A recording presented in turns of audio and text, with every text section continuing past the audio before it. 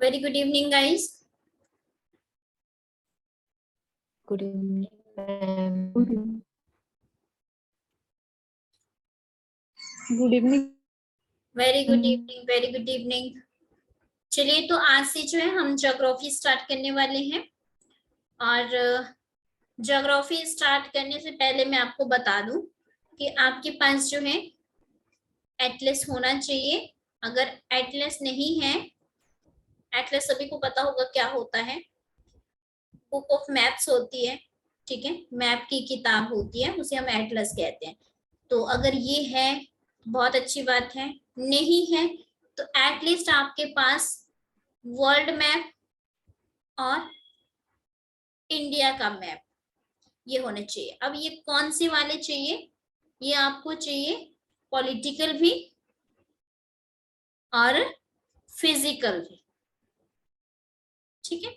तो ये जो मानचित्र है, चाहे हिंदी में लीजिए, अपने मीडियम के अकॉर्डिंग इंग्लिश में लीजिए, दोनों लैंग्वेज में बन जाते हैं। अगर हम कहें हिंदी में तो ये राजनीतिक भी होते हैं और फिजिकल को आई थिंक आप समझ ही सकते हो कि फिजिकल को, मुझे हिंदी में एग्जैक्ट वर्ड नहीं आएगा इसके लिए, लेकिन दो तरह के हमें जो है बाजार में मिलते हैं, तो हमें दोनों ही लेने हैं, वर्ल्ड का भी इंडिया का भी। तो ये नॉर्मली 1-1 रुपए के मिल जाते हैं, कहीं ज्यादा ही अगर महंगा होगा तो 2 रुपए का मिल जाएगा, ठीक है। तो आपके पास होने चाहिए एक वो जो फिल किया हुआ हो और एक ऐसे जो ब्लैंक हो, ठीक है, पहली बात। दूसरी बात कि सभी जो है साथ साथ में अपने नोट्स बनाएंगे। हम कुछ पार्ट्स जो है वर्ल्ड ज्योग्राफी का करेंगे और कुछ जो है इंडियन ज्योग्राफी करेंगे, दोनों ही करेंगे, ठीक है, जो एग्जाम के अकॉर्डिंग होगी। देन इसके बाद नेक्स्ट इंपॉर्टेंट बात जो है वो ये है कि जिसने कभी भी अगर आज तक ज्योग्राफी नहीं पढ़ रखी है तो उसके लिए सबसे बेस्ट ऑप्शंस है कि वो क्या करें, एनसीईआरटी की बुक्स जो है 6 to 10th वो जरूर रीड करें, ताकि आपको बेसिक आपका वहां पे क्लियर हो जाए। वैसे तो मैं साथ में कोशिश करूंगी कि बेसिक चीजें भी आपको साथ में करवाऊं, लेकिन कई बार क्या होता है, मान लो टाइम कम है और उसकी वजह से मैंने मान लो कोई ऐसी टर्म बता दी और आपको नहीं समझ आ रहा हो, तो वैसे तो सभी ने 6 to 10th पढ़ा ही होता है, लेकिन हमें फिर से एक बार रिविजन लेने की जरूरत होती है। तो 6 to 10th जो है एक बात जरूरी है आप सभी के लिए कि आप जो है उसे एक बार जरूर रीड करें, चाहे फिर आप जो है टेट का एग्जाम दे, चाहे आप कमीशंस का दे, चाहे आप एचएस का दे, चाहे आप आईएएस का दे, चाहे आप क्लर्क का दे, ठीक है। किसी भी एग्जाम्स के लिए एनसीईआरटी का पढ़ना बहुत ही जरूरी है। इससे आपकी जो है अंडरस्टैंडिंग डेवलप होगी, चीजों को समझने की जो समझ है वो विकसित होगी आप में, ठीक है। तो ये 3 चीजों का जो है खास ध्यान रखिए। ज्योग्राफी की क्लास है, इमेजेस बहुत जरूरी होती हैं, मैप बहुत जरूरी होता है, मैप रीडिंग करना बहुत जरूरी होता है। अगर हम वैसे ही पढ़ते रहेंगे, आपने देखा होगा आप किताब में से ऐसे पढ़ लेते हैं तो समझ नहीं आती है, तो वो रटने वाला काम हो जाता है, तो 4 दिन याद रहता है, 5वें दिन फिर भूल जाते, तो ऐसा ना करें, ठीक है। चलिए, ये बातें आपको मेरी अच्छे से क्लियर होगी। इसके बाद अगर मैं बात करूं कि वर्ल्ड हिस्ट्री में जो जानने वाला है हमारे पास वो क्या क्या है, तो यही लिख देती हूँ, क्योंकि 1 मिनट या तो कहीं और जो है व्हाइट पेज लेते हैं, उस पर लिखते हैं थोड़ा सा। वर्ल्ड हिस्ट्री में जो मेजर टॉपिक है, व्हाइट बोर्ड सभी को विजिबल है? वर्ल्ड हिस्ट्री क्यों बोल रही हूँ, world geography? Yes ma'am. World geography में जो मेजर टॉपिक है, आपके जो कॉन्टिनेंट्स हैं, कॉन्टिनेंट्स आपको पता होना चाहिए, यानी कि जिसे आज जो है महाद्वीप, सॉरी महाद्वीप भी कहते हैं हिंदी में, बोलिए। हिंदी वाले कितने हैं, इंग्लिश वाले कितने हैं? जल्दी से अपना अपना मीडियम लिखेंगे, अपना अपना मीडियम लिख दो, ताकि मुझे थोड़ा सा क्लियर हो जाए कि आप लोगों का मीडियम क्या क्या है। थोड़ा जल्दी करना, अब बड़े हो चुके हैं, बच्चे नहीं है बार बार बोलना पड़े, फटाफट से लिख देना, ठीक है।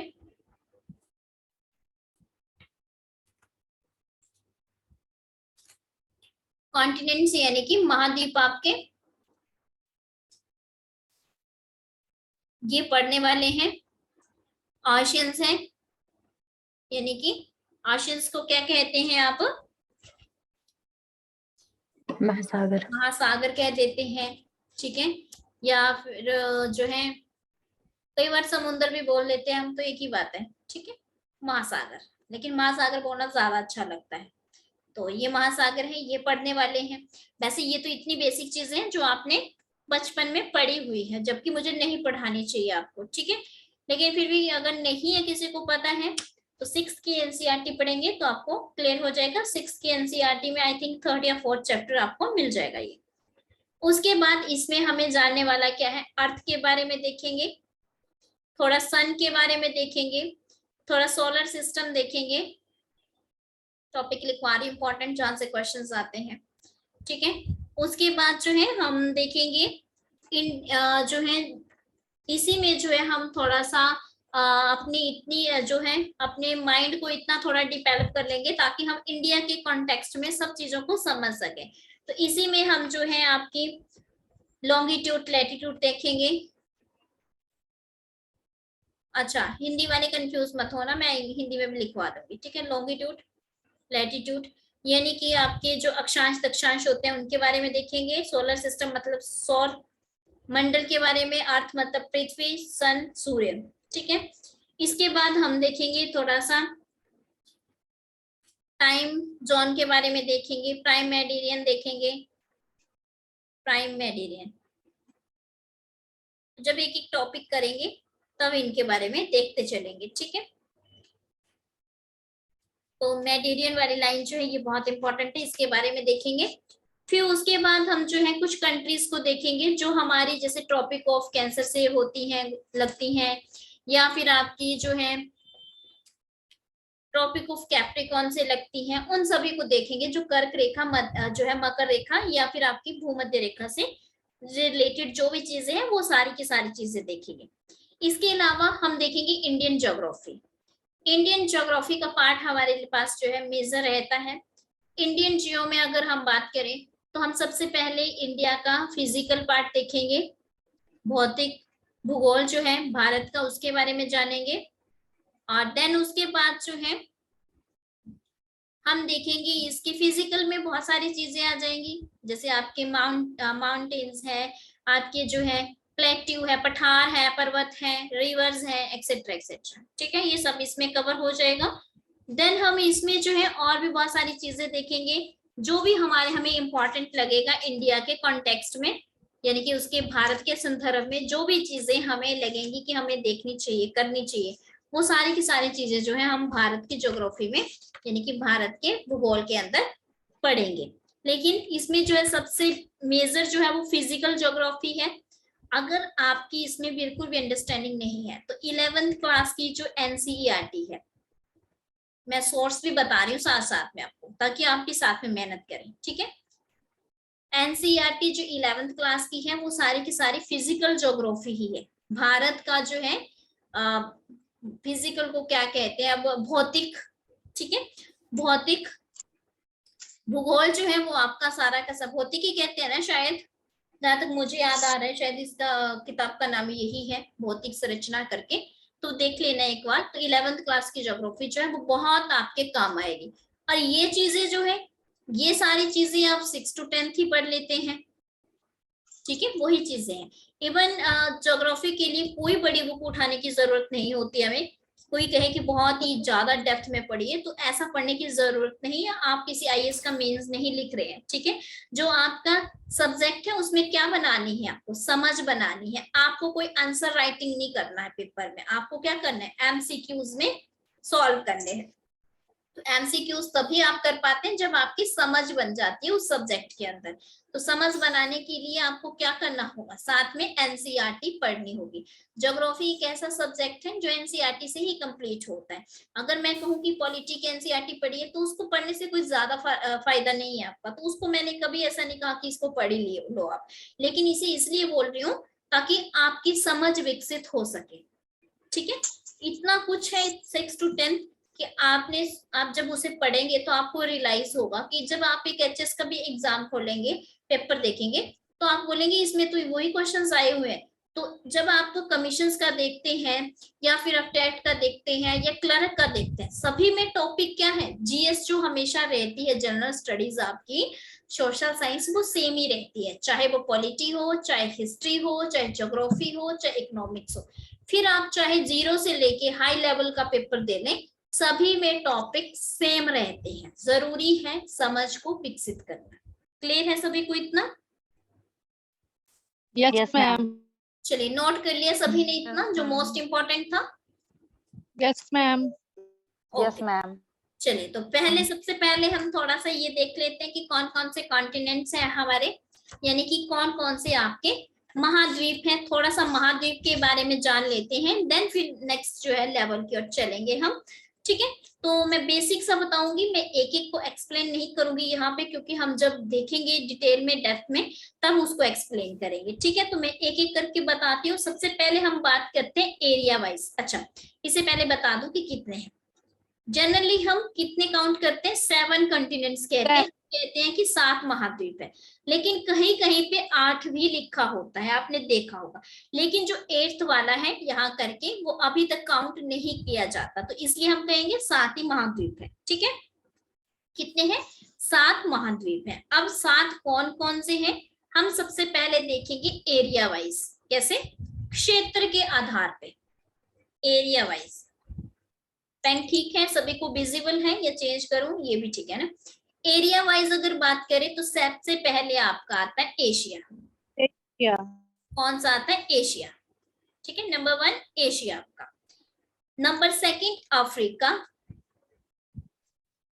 नंबर 3 नॉर्थ अमेरिका, यानी कि उत्तरी अमेरिका। और नंबर 4 आपका साउथ अमेरिका, यानी कि आपका दक्षिण अमेरिका।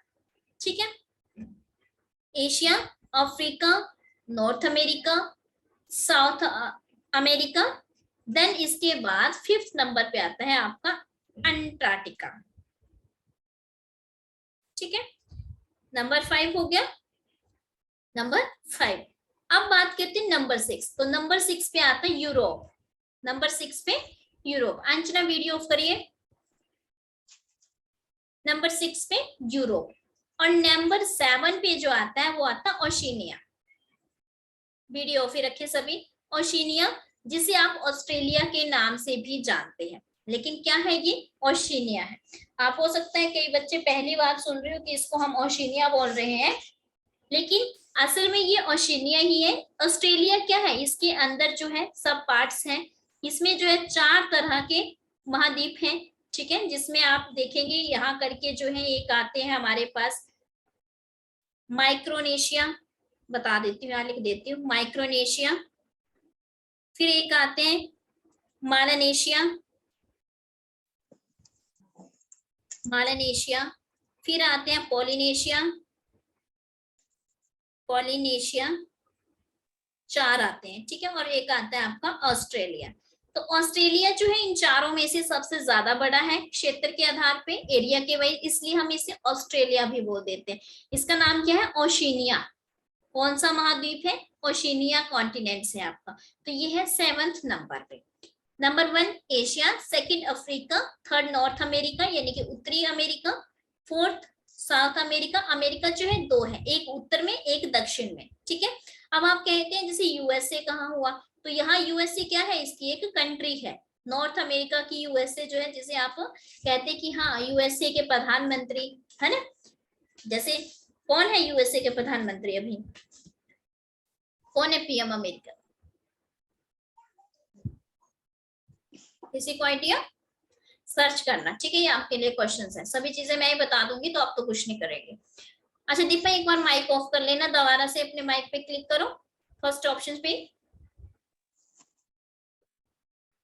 यस, ठीक है। ठीक है, तो मैं यहाँ पे दोबारा से लिख देती हूँ। नंबर 1 एरिया के हिसाब से अगर हम देखें, एरिया वाइज अगर हम देखें, तो नंबर 1 हमारा एशिया, अच्छे से नोट्स बनाए। 2 अफ्रीका, हिंदी में लिखिए इंग्लिश में लिखिए, नाम सेम ही रहेंगे। फिर है नॉर्थ अमेरिका, फिर आता है साउथ अमेरिका, देन आपका अंटार्कटिका,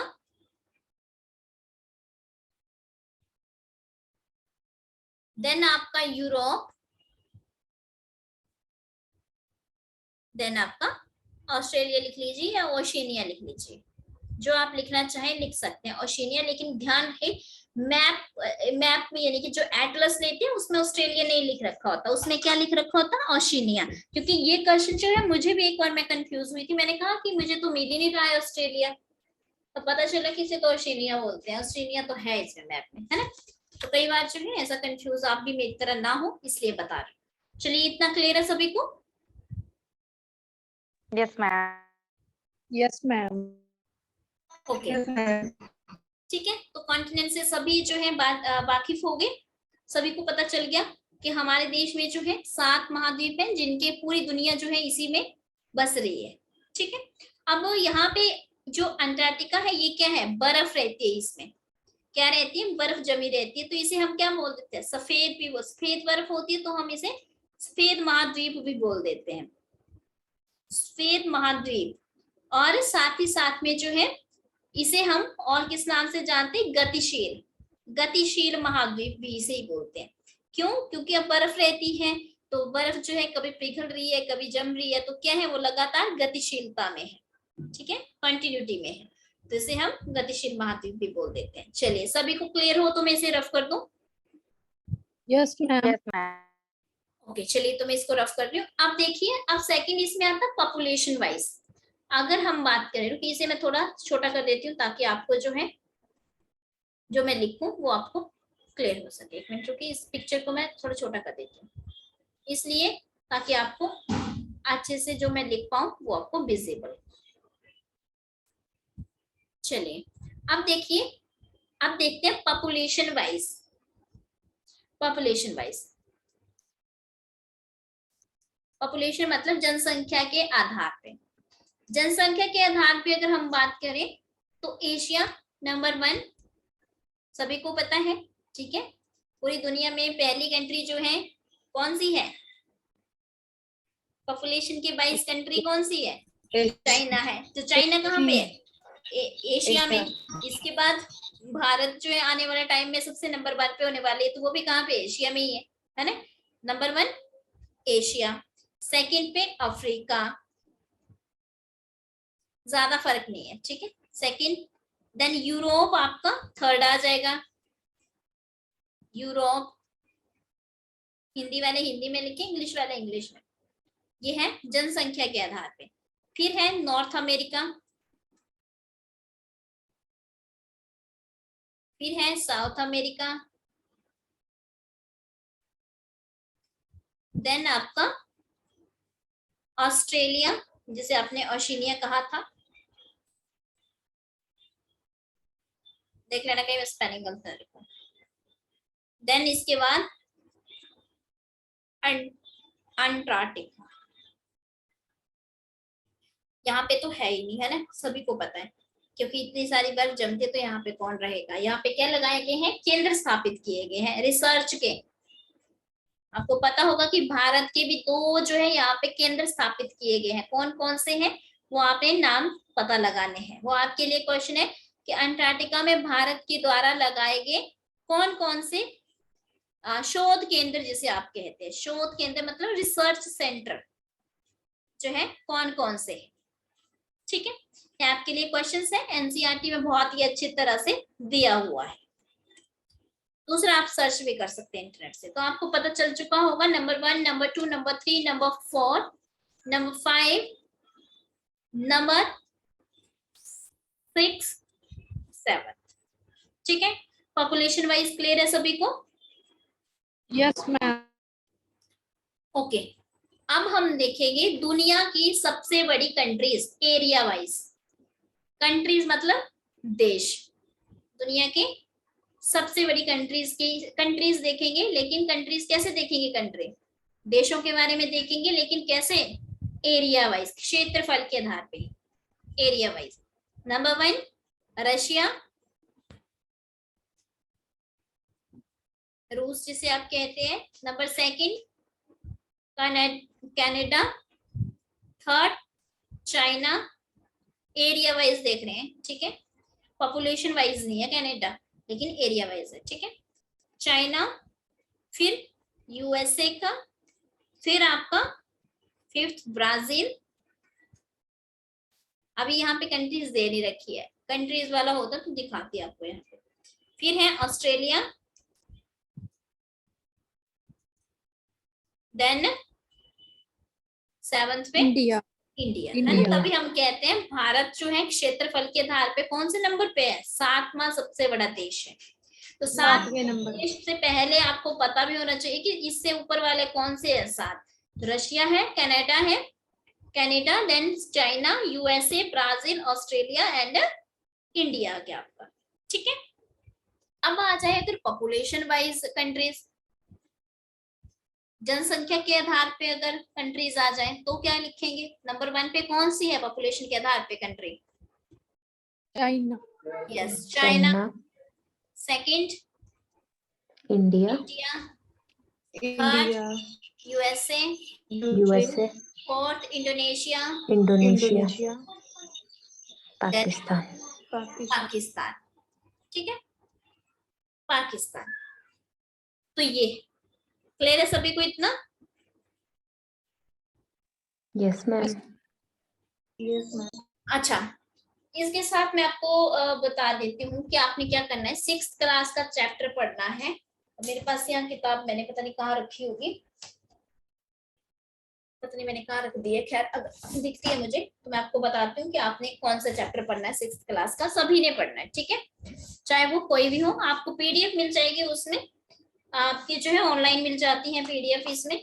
तो किसी को कोई किताबें लेने की जरूरत नहीं है कि मैम ने अब ये बोला तो अब हम किताबें खरीदे, तो ऐसा कुछ नहीं है। ठीक है, किताबें लेने की जरूरत किसी को नहीं है। सिर्फ आपने क्या करना है, पीडीएफ डाउनलोड करनी है और पढ़नी है। मेरे को किताब मिल नहीं रही है खुद, मैंने कहाँ रख दी है।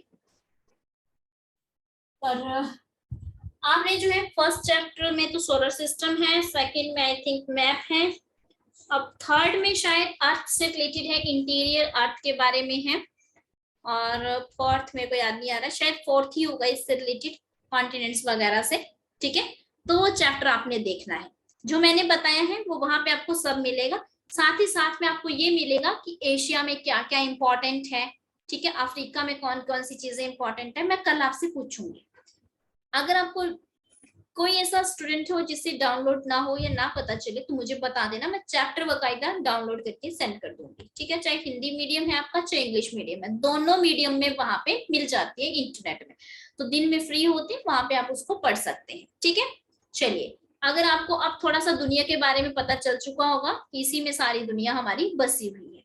क्लियर है सभी को? ये था, यस मैम। ये क्या था, ये था मैप आपका। ठीक है, एक होता है मैप और एक होता है ग्लोब। तो मैप क्या होता है, मैप जो होता है वो फ्लैट वे में होता है। इससे पहले हम ज्योग्राफी पढ़े, थोड़ी सी टर्म्स कुछ बता देती हूँ चीजें, जैसे एक होता है मैप और एक होता है ग्लोब। ठीक है, मैप क्या होता है, फ्लैट होता है, इसे कहीं भी ले जा सकते हैं। इसमें हम हर एक कंट्री को जो है बहुत ही अच्छी तरह से एक्सप्लेन कर सकते हैं। कंट्रीज में इसमें जितने भी सॉरी कंटिनेंट्स आते हैं पहले, फिर कंट्रीज आती हैं, कॉन्टिनेंट्स फिर कंट्रीज आ गई। कंट्रीज में जो भी आपकी स्टेट है उनके बारे में देख सकते हैं, स्टेट में फिर डिस्ट्रिक्ट आ जाते हैं, है ना। इन सब के बारे में हम किस में पढ़ सकते हैं, मैप में बहुत अच्छे से स्टडी कर सकते हैं। लेकिन जो ग्लोब है, ग्लोब कुछ इस आकृति का होता है, इस आकृति मतलब इस टाइप में ग्लोब रहता है आपका। ठीक है, ये ग्लोब है आपका और इस तरह से टिल्टेड होता है। इस ग्लोब में जो है हम सारी चीजों को नहीं दर्शा सकते हैं, एक एक चीज को नहीं दर्शा सकते हैं, बल्कि ग्लोब में क्या होता है, पूरी अर्थ दिखाई जाती है, इसी तरह का रहता है। ये ग्लोब को ही हमने क्या कर दिया, खोल दिया है। जब एक ग्लोब को पूरी तरह से खोल दिया जाए तो वो इस तरह से दिखाई देगा जैसे ये दिख रहा है आपको। लेकिन अगर इसे गोल राउंड में कर दें तो आप देख सकते हैं, आप अपने उसमें सर्च करिए कि ग्लोब किस तरह का होता है, मैप किस तरह का होता है। मैप में ये होता है कि आप कैरी करके कहीं भी ले जा सकते हैं, इसमें आप बहुत ही अच्छे से मेजरमेंट दिखा सकते हैं। लेकिन ग्लोब को आप हर जगह कैरी नहीं कर सकते, ना ही इसमें हर चीज को, छोटी छोटी चीजों को आप एक्सप्लेन कर सकते हैं। तो दोनों के बीच में ये छोटा सा मेजर डिफरेंस है। क्लियर है सभी को डिफरेंस भी? Yes ma'am. Yes ma'am. Yes ma'am. Okay, अगर किसी को बोरिंग लगे कुछ तो मुझे बता देना, ठीक है। चलिए अब थोड़ा सा हम चलते हैं। ग्लोब तो मैंने बता दिया, एक मॉडल टाइप होता है, ठीक है, जो हमें एक रियल इमेज को दिखाता है। तो अब हम देखते हैं अर्थ के बारे में। अब हम अच्छा मैंने अर्थ तो बाद में देखेंगे, इससे पहले हमें क्या देखना था, ओशियंस भी देखने थे, ठीक है। अब हमने 7 महाद्वीप तो देख लिए, लेकिन हमें पता है कि 5 क्या है, महासागर भी है, समुंदर जिसे आप कहते हैं, ठीक है। तो महासागर कौन कौन से हैं आप यहाँ पे देख रहे हैं। पैसिफिक ओशियन यानी कि जिसे आप प्रशांत महासागर कहते हैं, हिंदी में क्या कहते हैं, प्रशांत महासागर। फिर अंटार्कटिक ओशियंस है, फिर आर्कटिक ओशियंस है, इंडियन ओशियन मतलब जिसे आप हिंद महासागर कहते हैं, फिर साउथर्न ओशियंस है। तो ये हो गए आपके 5 तरह के महासागर। कहाँ कहाँ पे है पता चल गया। ये क्या था हमारा, नाम बताते चलेंगे मुझे, ये क्या था हमारा, ये रेड कलर में क्या है, कौन सा महाद्वीप था ये, एशिया, यस एशिया। ये येलो वाला अफ्रीका, अफ्रीका, ठीक है, ये वाला नॉर्थ अमेरिका, ये south America, South America, Europe, Europe, Antarctica Antarctica, और ओशिनिया, ओशियानिया, ठीक है, या फिर बोल सकते हैं ऑस्ट्रेलिया, ठीक है। तो साथ ही साथ में हम महासागर भी देख रहे हो आप कि इस साइड जो है इसके साथ में कौन सा लगता है, पैसिफिक ओशियन, प्रशांत महासागर। इसके आसपास जो है कौन सा है, अल्टार्कटिक ओशियंस, ठीक है। इसके साइड में कौन सा है, तो हमारा भारत यहाँ पे है, तो भारत के साथ कौन सा ओशियंस है, इंडियन ओशियन, जिसे आप लिखते हैं हिंद महासागर, ठीक है। क्लियर है सभी को इतना। Yes ma'am. अब आप अच्छे से, ये आपको मैप भी मिल जाएंगे, मैं आपको सेंड कर दूंगी, ठीक है। चलिए अब बात करते हैं जरा पृथ्वी की। ये है आपकी पृथ्वी, इसी में सारे जो है सभी को पता है लगभग, अगर हम पृथ्वी की बात करें तो 1/3 यानी कि 1/3 जो हिस्सा है पृथ्वी का वो किससे है भरा हुआ, पानी से, पानी से, ठीक है। तो एक ही ऐसा हिस्सा है, अगर ये पूरी अर्थ है तो इसमें से ये जो है सिर्फ एकमात्र ये हिस्सा है जहां पे लैंड है, बाकी ये पूरा हिस्सा किस चीज का है, ये है पानी से घिरा हुआ, वाटर से, ठीक है, ओशियन सी है, इसी में है सिर्फ महाद्वीप। अब इसमें है इधर है इधर है किधर है वो नहीं पता, लेकिन एक हिस्से में लैंड है, यानी कि जिसे हम लैंड को क्या कह देते हैं, जिनको हम कहते हैं कॉन्टिनेंट्स यानी कि महाद्वीप कहते हैं। तो महाद्वीप मतलब जिसमें भूमि से संबंधित, लैंड से रिलेटेड, ठीक है। तो अब हम देखेंगे इसमें कि हमारी पृथ्वी जो है या अर्थ जो है हमारी वो कैसी है, कैसी है अर्थ। यहाँ पे तो गोल दिख रही है, लेकिन एक्चुअल में ऐसा अंडाकार, अंडाकार कह सकते हैं, या फिर कह सकते हैं चपटी है, ठीक है, कैसी है, चपटी है। इस तरह से कुछ हमारी पृथ्वी है, ऐसे टॉप से जो है इस तरह से है, ऐसे करके, और बीच में क्या है, बल्कि टाइप की है, बल्कि मतलब होता है फूला हुआ, बीच से क्या है, फूली हुई है, फूली हुई, ठीक है। ऐसा क्यों होता है कि टॉप से जो है वो चपटी टाइप की है, और जो बीच से जो है वो बल्कि टाइप यानी कि फूली हुई है। तो इसके पीछे क्या रीजंस है, इसके पीछे क्या रीजंस है, तो हम यहाँ पे पहली बात तो ये आपको क्लियर हो चुका होगा कि earth is not a perfect sphere, कि अर्थ जो है पूरी तरह से स्फीयर में नहीं है, ठीक है। जो है ये कैसी है, टॉप से जो है, टॉप एंड बॉटम, टॉप मतलब इसका ये वाला हिस्सा, रुकिए अलग से पेन से दिखाती हूँ, टॉप मतलब ये वाला, और बॉटम मतलब नीचे वाला हिस्सा, ये कैसा है, फ्लैट जिसे आप कहते हैं चपटा, और ये जो बीच का हिस्सा है इसका ये वाला साइड का ये कैसा है, वल्की यानी कि फूला हुआ है, ठीक है, सेंट्रल पार्ट इसका बीच का हिस्सा। इसके पीछे क्या रीजन है कि सेंट्रल पार्ट जो है हमारा, जिसे हम एक और नाम से जानते हैं, किस नाम से जानते हैं इसको, अर्थ में जो ये सेंट्रल पार्ट होता है किस नाम से जानते हैं, इक्वेटर, किस नाम से, इक्वेटर। इक्वेटर क्या होता है, हिंदी में कहते हैं भूमध्य रेखा, याद आ गया होगा, 0 डिग्री पे जो होती है, ठीक है। अब इसके पीछे क्या रीजन है कि यहाँ से ये फूली हुई है और ये चपटा है, तो इसके पीछे रीजंस हैं। इसके पीछे रीजंस क्या है, इसके आकार का रीजन जो है वो है पृथ्वी के घूमना, पृथ्वी का घूमना यानी कि रोटेशन ऑफ अर्थ। क्या है, रोटेशन ऑफ अर्थ, पृथ्वी का घूमने के कारण जो है इसका ये आकार है पृथ्वी का, ठीक है। क्लियर हो गया सभी को क्या रीजंस है कि क्यों चपटी है और क्यों वल्की है? Yes ma'am. Yes ma'am. ठीक है, चलिए अब मैं इसको रफ कर दूं यहाँ तक, साथ Yes, साथ में ma'am. नोट्स बनाते रहना अपनी लैंग्वेज में, ठीक है। अपनी लैंग्वेज मोस्ट इंपॉर्टेंट। अच्छा, अब क्या है, अर्थ में 2 तरह की फोर्सेस लगती है। अर्थ में कितनी तरह की फोर्सेस लगती है? 2 तरह की। कौन कौन सी? एक सेंट्रीफ्यूगल फोर्स और एक सेंट्रीपिटल फोर्स। ये अब मैं इसको हिंदी में भी लिख देती हूँ। हमारी अर्थ जो है 2 तरह से फोर्स में काम करती है, एक अंदर की ओर एक बाहर की ओर। तो मैं आपको लिख देती हूँ, सेंट्रीफ्यूगल को हम जो कहते हैं, सेंट्रीफ्यूगल फोर्स को हम कहते हैं अपकेंद्री बल, अपकेंद्री बल। और सेंट्रीपिटल को हम कहते हैं अभिकेंद्रक बल, अभिकेंद्रक बल।